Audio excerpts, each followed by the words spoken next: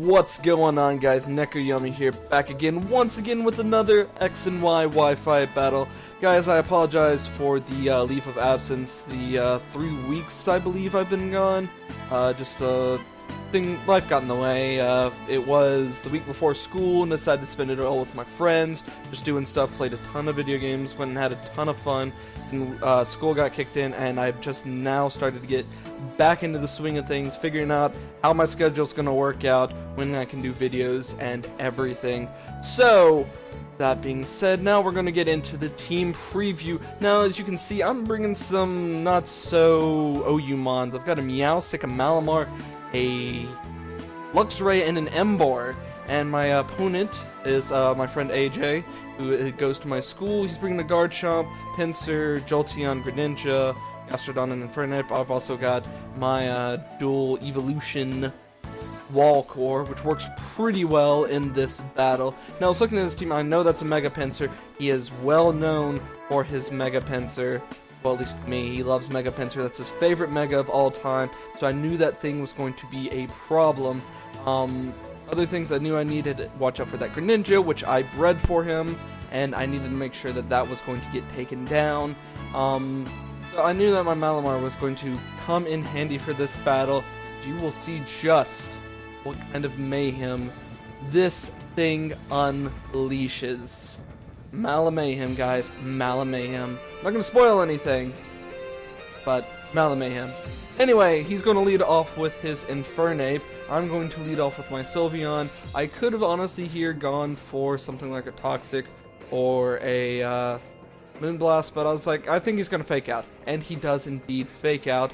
So I'm like, okay, I need to get out of here, and he's probably going to go for maybe a close combat or a Thunder Punch. So well, Thunder Punch honestly would have been a smart play because my wall is weak to that. So I go out into Lily the Vaporeon, and I scout out what he's going to do here. I figure he's probably going for the Toxic, which he indeed does go for. I go for the Ice Beam. I don't carry Toxic on this particular Vaporeon, mainly for the reason that I don't like to have dual status moves. Maybe because, I mean, if I go for the Scald, I want it to be burned. I don't want it to be poisoned.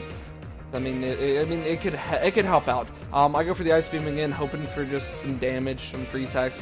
Basically force him to go for the recovers to where I can switch out and not have to take in some incoming damage, which does indeed come true on the next turn. I get my leftovers back, take the residual poison damage, and I go back out into my Sylveon because, well, my Sylveon's going to eat up these special attacks, especially the Ice Beam and the Muddy Water, which he reveals himself to have in a minute. Muddy Water, I don't know why he has over Surf. If he's going to run that, I would have gone Scald just because Gastrodon is a defensive wall, and he said he was lazy, and we all do that. We all do that.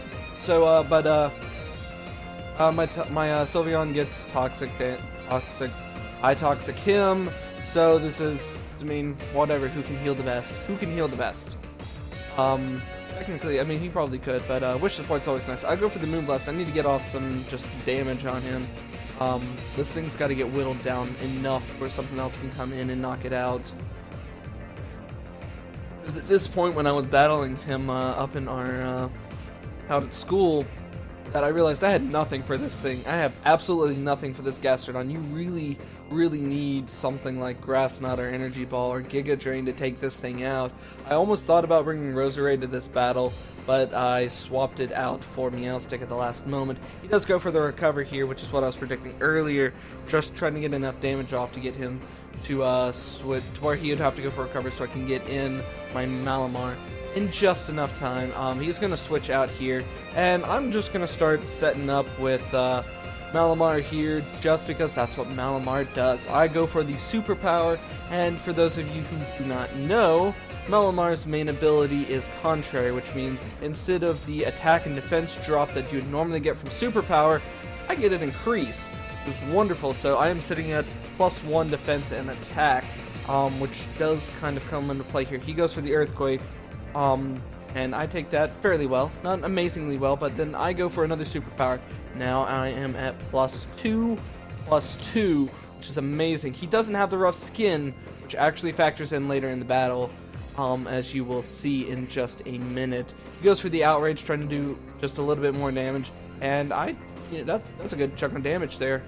I go for another superpower. I thought about going for something else, but I'm just like, why? I can set up more. I mean, now I'm at +3, +3.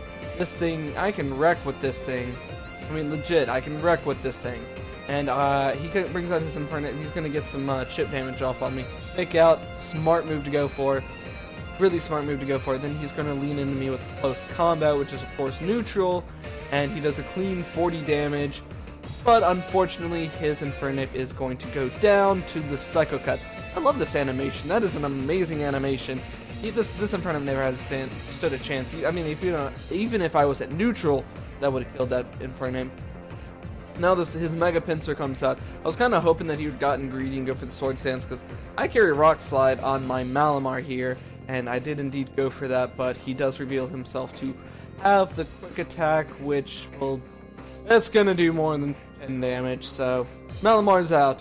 It's done its thing. Mayhem has finished, unfortunately. I bring out my Embar. I know my Embar's weak to this, but I do carry the Sucker Punch, and this right here, ladies and gentlemen, that is a crit that played in so much. That crit made a huge difference, believe it or not. That crit really did make a huge difference. I got into my Vaporeon. I need to live one hit. Can I live one hit? I can live one hit. Barely, but I can live one hit. I go for the Scald. I was kind of fishing for a burn here, but any damage is damage here. Unfortunately for me, that this doesn't play in too well. Toxic damage and a Quick Attack is going to take me out. But he does go for the return. A Quick Attack would have taken me out guaranteed, based off how much damage the return did. So I got nothing left. I got Meowstic, and I have my Luxray left. He goes for the turn, and I'm going to live that because I am a defensive Meowstic. This is a set that I kind of thought up of one night. I was kind of looking at the defenses and stuff, and the defenses are and I have Calm Mind on this. I have Calm Mind on my Meowstic. So what I thought I could do is just build it around a bold set and set it up like that, get up a Calm Mind or two, and just kind of go off like that. He reveals himself to have the Shadow Ball, which is expected of a Jolteon. Meowstic's not going to live that. He probably wouldn't have lived that at full health. Maybe after a Calm Mind. I bring out my Luxray, which, fortunately for me, he comes out with a Toxic on a Jolteon. Don't quite understand that, but, I mean, he did what he did. He's probably just trying to stall me out a little bit so his Gastrodon could do a little bit more damage. Honestly, I'm not sure. Shadow Ball probably would have been the better play because it did look like a, judging by the damage, it was almost a 2-hit KO, and I mean, he would have lived. He might have been able to get off. He might have been able to get off another Shadow Ball if he had gotten the special defense drop on the first one. Fortunately, his Jolteon is going to go down to my Crunch. I'm going to take some toxic damage, but that's okay. It's okay. My Luxray is doing just exactly what I needed to. It is whittling down this Gastrodon. I am forgetting what it is. That's a Super Slug. How can I forget what Super Slug is? Come on. Anyway, my Luxray is going to go for the Crunch and get the defense drop, which actually does factor in here. This toxic damage I thought was going to take me out, but I live at 5, and with the toxic damage on him, that extra 6%, this Crunch is going to knock out his Gastrodon, leaving me with the very close 2-0 victory. And this is what I like to say, OU doesn't always win.